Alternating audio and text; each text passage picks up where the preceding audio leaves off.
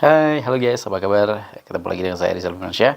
Kali ini saya ingin berbagi apa saja sih pemicu-pemicu dari penyakit skizofrenia atau bisa kita sebut juga bipolar atau depresi atau gangguan jiwa atau gangguan mental gitu ya. Nah, pencetusnya atau bahasa kerennya triggernya itu biasanya adalah sesuatu yang membuat kita stuck gitu ya, nggak bisa melakukan A dan B. Misalnya kan ada pilihan nih A dan B, Anda nggak bisa milih salah satunya. Nah kemudian akan terjadi stuck, dan itu akan berulang-ulang sampai pada akhirnya Anda capek, otak Anda capek, lalu kemudian terjadilah semacam depresi seperti itu tadi ya. Jadi kalau menurut saya sih itu pengalaman dari yang pernah saya alami. Beda orang beda pengalaman, sehingga nanti Anda kalau punya pengalaman seperti apa bisa ketik di kolom komentar di bawah ini ya. Disampaikan saja kalau Anda memang sama-sama pengidap penyakit skizofrenia, itu silakan di-share aja apa saja penyebabnya ya. Kalau kemudian penyebab itu penyebab pertama ya. Penyebab pertama seperti itu. Biasanya terjadi akan gangguan apa namanya? Tekanan, terus paranoid, terus nggak bisa memilih A dan B gitu ya. Nggak bisa memilih jalan yang apa yang diyakini kebenarannya, masih bingung, labil dan sebagainya. Termasuk nggak bisa tidur, gelisah ya, gelisah, paranoid. Yang paranoid itu yang parah itu yang dia takut setakut-takutnya tentang sesuatu hal gitu ya. Nah, itu. Nah, untuk pencetus yang lain itu kita ada juga, itu pencetus pertama kan. Pencetus pertama itu berarti yang awal mula ada diagnosis sebagai seorang pengidap skizofrenia atau bipolar atau depresi atau ODGJ itu ya.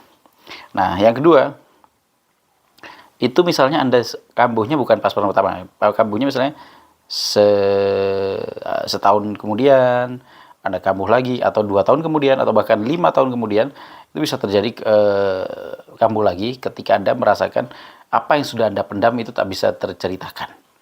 Nah, maka biasanya pada saat dikasih stressing gitu, beda rumah sakit beda ya terapinya, beda rumah sakit beda. Ada yang rumah sakitnya itu nggak ditangani, nggak dipasung ya, ya ada yang seperti itu, atau nggak ditali. Ada juga yang ditali. Jadi rumah sakit yang menerapkan untuk stressing pasiennya itu ditali gitu ya.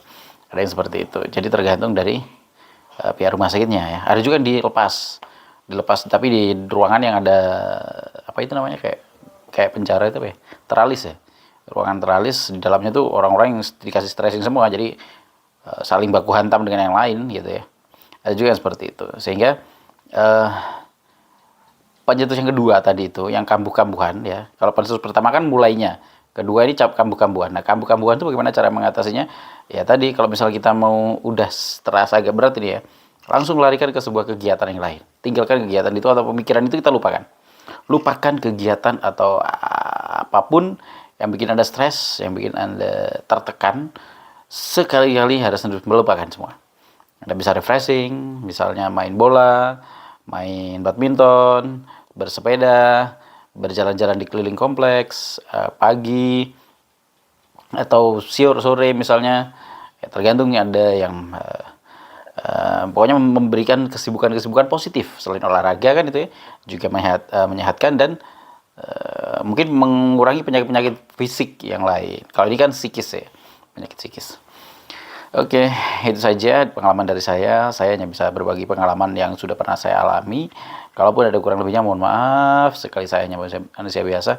Oh iya, ini saya pakai baju Kepanjen Idol. Ini baju waktu saya bikin lomba karaoke Kepanjen Idol yang kemudian meningkat menjadi Malang Idol.